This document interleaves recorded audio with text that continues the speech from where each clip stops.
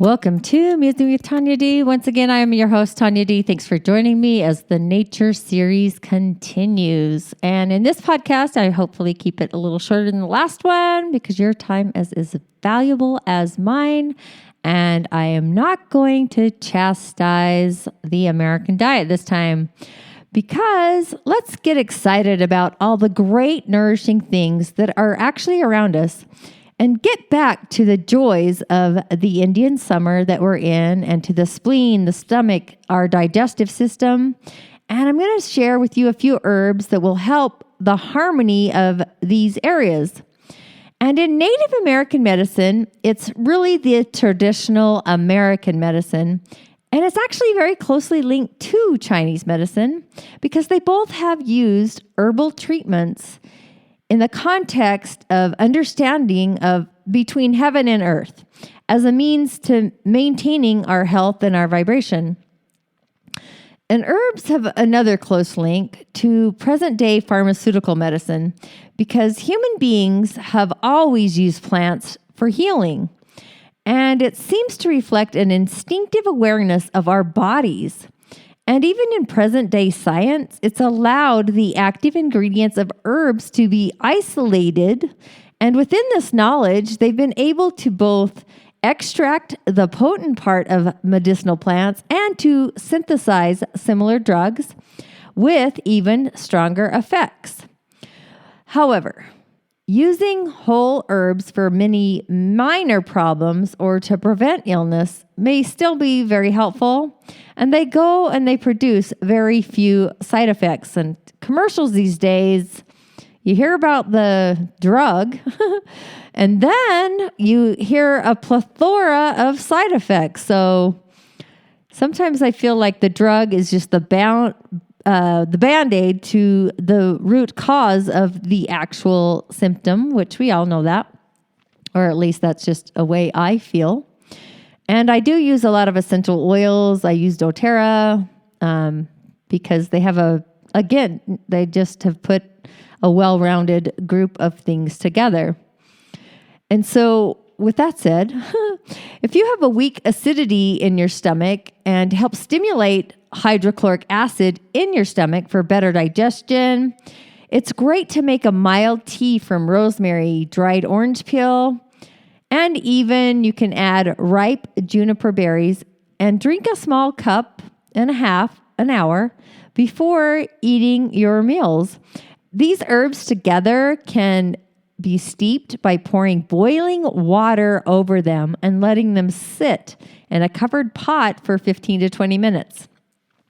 And for a weak digestion, you should actually avoid cold foods and drinking anything with your meals.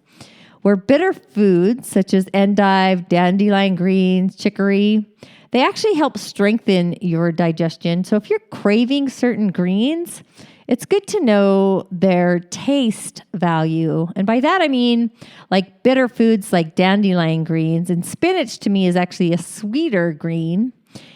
If you recognize the flavors you like, it can actually help balance your elemental constitution. And for gas or indigestion and even hyperacidity, if you drink a seed tea like fennel, anise, fenugreek, and cardamom seed, they can be simmered too in a closed pot for 15 minutes and allowed to sit another 15 minutes before drinking. And a few of these seeds, especially the fennel and the anise, they can actually be chewed as an after-meal digestive aid. And I've been to some Indian restaurants that actually offer fennel seed or a blend of seeds at the end, and they have a great flavor too. And licorice root, it's actually named the Great Peacemaker by the Chinese. It's a soothing herb for digestive tract, and it's a calming aid, and it also works as a mild laxative as well. So being gentle, it's a great herb for children too. It's also commonly used for sore throats, colds, coughs.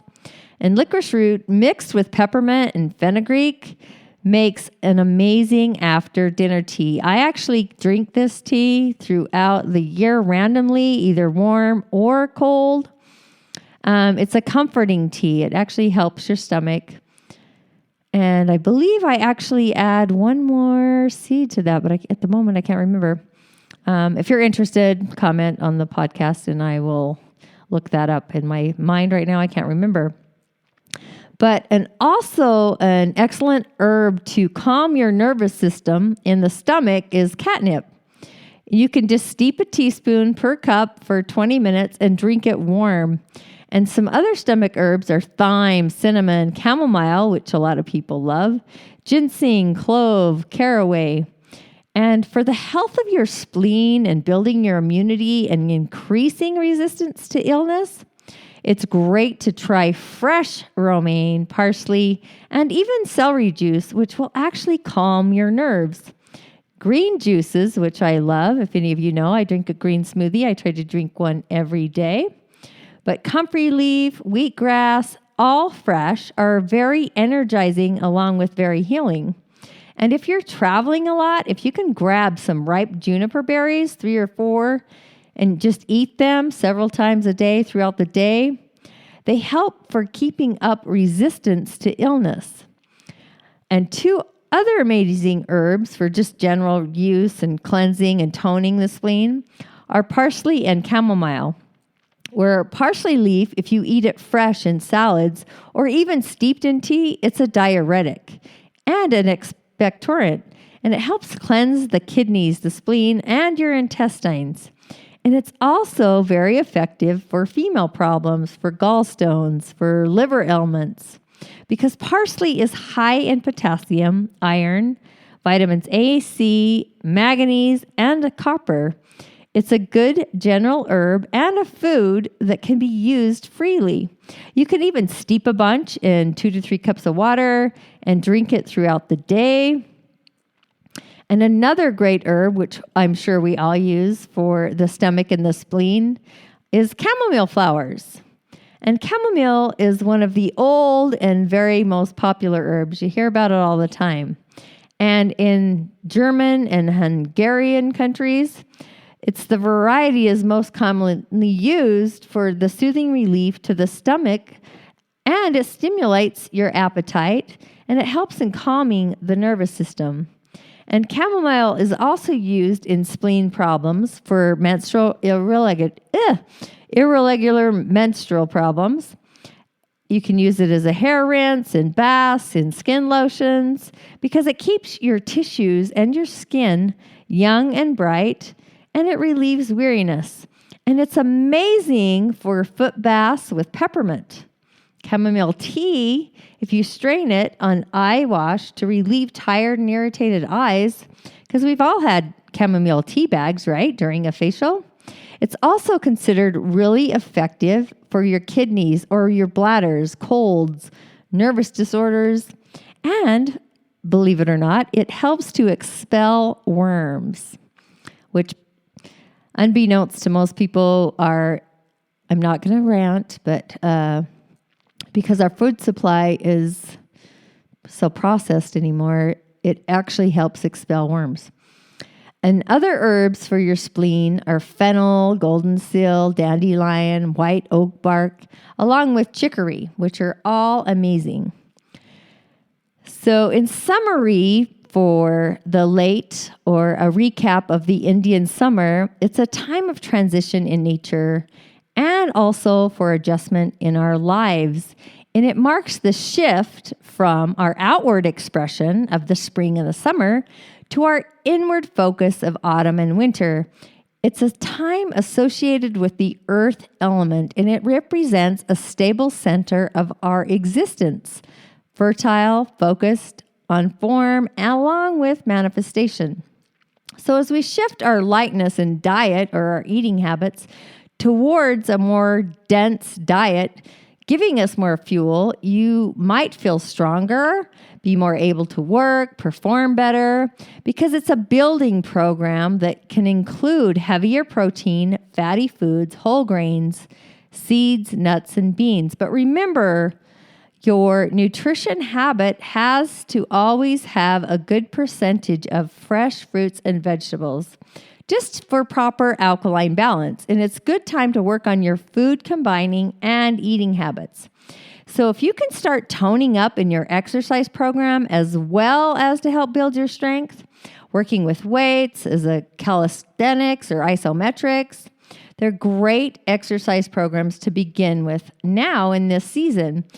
But you should keep your outdoor activities and sports going as long as possible too, because daily exercise can help regulate your weight and your balance and the tendency to gain a few pounds through the fall or the winter. And the organs relating to the late summertime and the earth element, as I've said before, are the stomach and the spleen. And these two work together in tandem to digest your foods and distribute the resulting energy throughout your entire body. So nourishment is very important to your energy state and your well-being. So functioning properly of these two organs is actually vital to your feeling food and to preventing illness. Your eating habits are key to keeping your digestion working efficiently, along with maintaining a strong stomach and spleen. So clarity in your diet will see you through many external problems and through seasonal transitions. And your eating habits affect all aspects of your life. Your work, your productivity, even your personality. It can affect your sleep. It can also affect your dreams, how you feel from day to day, your health or illness, and where you live in your mind on the planet Earth. In the center is where we go to have a look at our life show. And we all have to do is flow. That's the real way to grow, is to get in the flow. So a balanced late summer person is very adaptable. They're relaxed. Their breathing is deep. They're balanced on their intake, their preparation, along with their faith. And an imbalanced summer person is actually somebody who resists change. They do a lot of drugs. Their breathing is very shallow. They have nervous eating and a lot of apprehension. And in the Chinese world, because elementally I go off the Chinese world, but they're all intercorrelated. They all resonate together. Just like I said, the Native American, even shamanism, they all deal off the cosmology and the elemental world of direction, time, and space. I'll get into that later. It might be a little too heavy. But the element earth in the color yellow, its quality is actually a transition phase. It rules the mouth or the taste and the fluid of your saliva. And you can have an indicator. It shows up in your lips. And it's your flesh and your muscles. And I always tell my clients, whatever is going on within the body will actually show up at the level of the skin. It's how the body speaks. But a lot of us don't listen anymore. We just reach for drugged relief. The organs, again, are the spleen and the stomach, along with the pancreas. Its smell is the fragrance, and the taste is the sweet. The sound is actually singing. The emotion is sympathy. The climate is moist, and the direction is the center. So go ahead and muse on these things. And thanks for joining me for this podcast. I know I made it a lot shorter than the last one. The next podcast, we're going to enter the season of the fall. So I look forward to you joining me there. And again, as always, thanks for joining me. Sign up for my Balance of Being course. It's 6 phases to natural transformation or of natural transformation. And I talk about all these crazy things. Anyways, thanks for joining me. Thanks for musing. And as always, cheers. And I will talk to you soon.